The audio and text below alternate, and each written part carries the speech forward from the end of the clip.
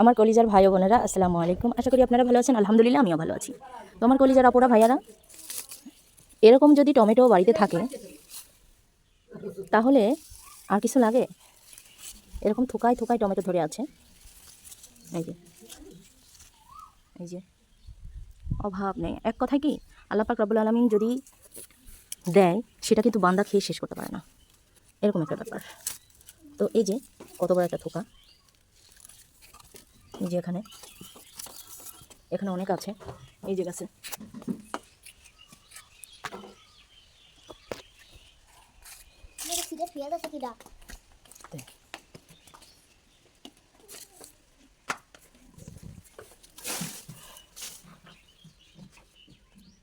দেখছেন অবস্থাটা?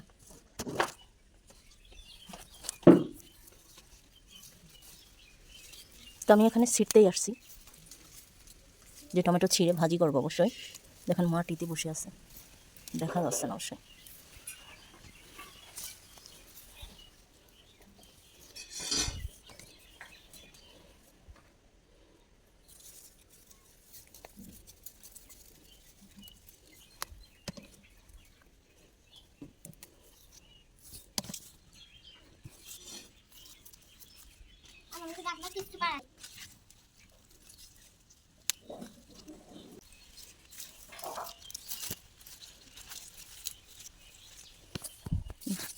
দৌড়ে আছে, ওইদিকে ধরে আছে। এখান থেকে কিছু ছিড়ব।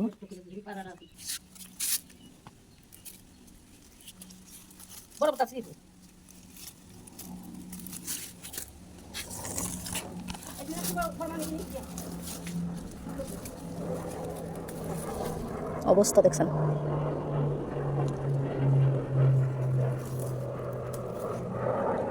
এটা ভাজি খেতে যে আমার কাছে কীরকম ভালো লাগে এটা আমি আপনাদের বোঝাতে পারবো না। যে আমার কলিজারা পোড়া ভাইয়ারা দেখেন ধরে আছে। তো এটা দেখলে হচ্ছে মানুষের নজর তো খারাপ অনেকে আছে, তো আমার আম্মা সুন্দর এটা ঢেকে রাখছে এরকম করে। তো এই যে ভিতরে ভিতরে,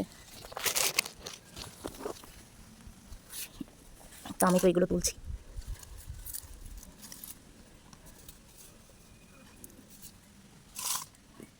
এরকম টাটকা তরকারি ছিঁড়ে রান্না করতে যে কত মজা লাগে, একমাত্র যারা রান্না করে তারাই বুঝবে যেটার মজা কতখানি।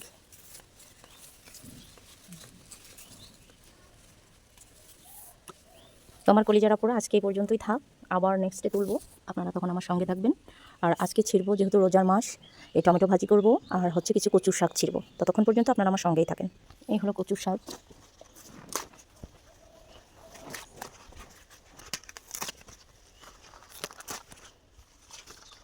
তো কচুর শাক আমি চিংড়ি মাছ দিয়ে রান্না করব, এখানে রাখলাম। আর ওদিকে ছিঁড়ে নিয়ে আসি। এখানে কিছু শাক আছে,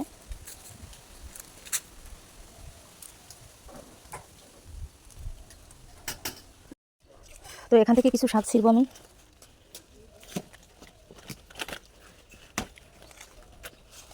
রমজান মাসে আসলে শাকটা খুব ভালো লাগে।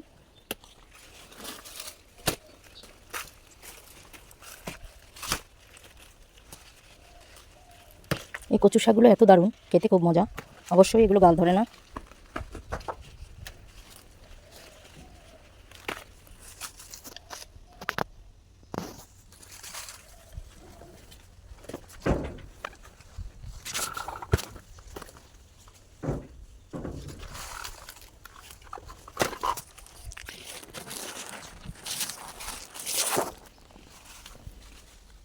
দেখেন কি সুন্দর তরতাজা।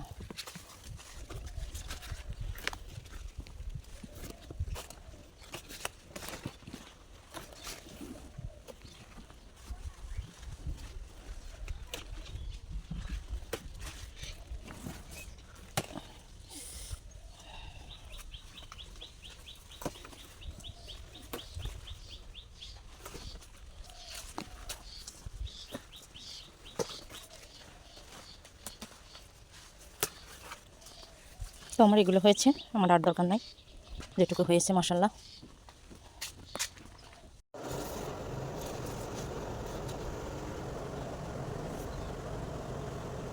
এগুলো আমি সুন্দর করে এখন বেছে কুটে নেব।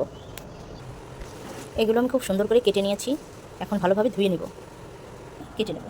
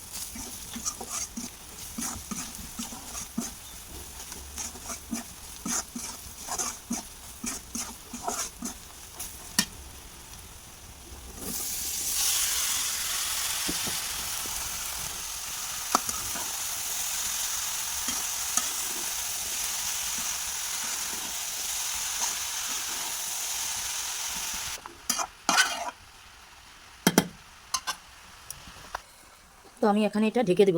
আমি কিন্তু একটুও পানি দিইনি, যে পানিটা বের হবে সেটা দিয়েই আমার ভাজি হয়ে যাবে। আমার কলিজারা পুরা ভাইয়ারা, আমি একটু পানিও দিইনি, এই টমেটোর থেকেই পানি বের হয়েছে, সেই পানি দিয়েই। কাঁচা টমেটো ভাজি আমার খুব ভালো লাগে, তাই আমি টমেটো গাছ লাগিয়েছি আর ভাজিও করতেছি।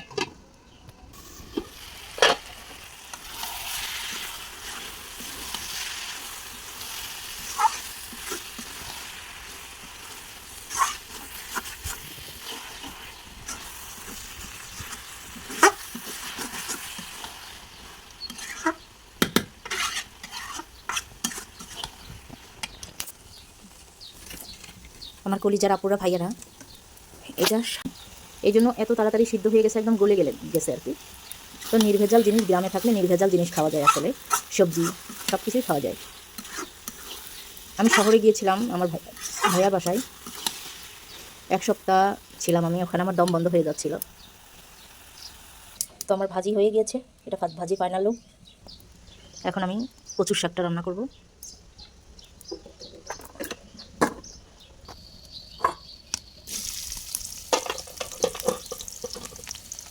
প্রথমে আমি কাঁচামরিচ, পেঁয়াজ, রসুন এগুলো সুন্দরভাবে ভেজে নেব। এর ভিতরে লবণ দিয়ে দিব। রসুনের সঙ্গে এই মাছটাও ভেজে নেব। ধুয়ে রেখে দিয়েছিলাম।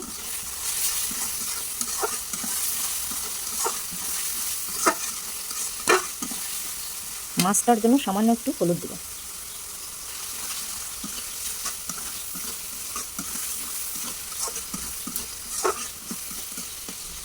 যারা চিংড়ি মাছ দিয়ে কচুর শাক রান্না করতে জানেন না যে কীভাবে রান্না করব, এইভাবে রান্না করতে পারেন। বা যদি মনে করেন যে আমি বাগারের সময় দিব, তখনও এটা করতে পারেন, কারণ আমাদের শাকের পানিটা আমরা ফেলাবো না, কারণ হচ্ছে আমাদের এই শাক মানে কচুর শাকে গাল ধরে না, এই জন্য আর কি।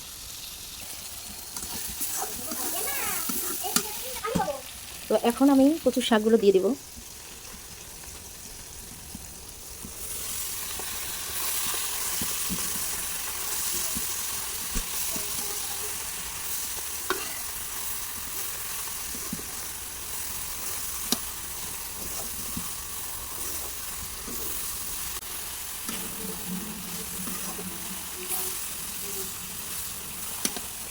আমি একটু ঢেকে দেবো।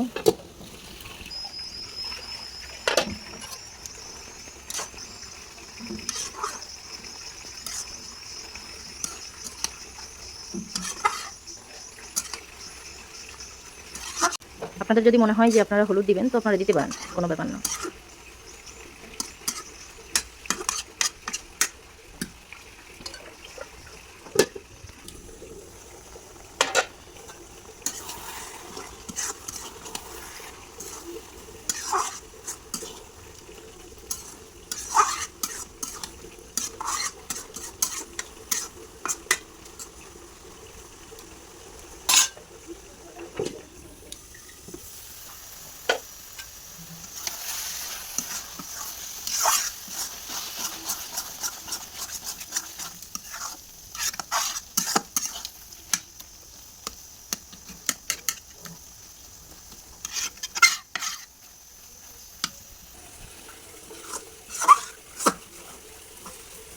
তো আমার শাক, তো এটা হলো আমার কচুর শাকের ফাইনাল লুক।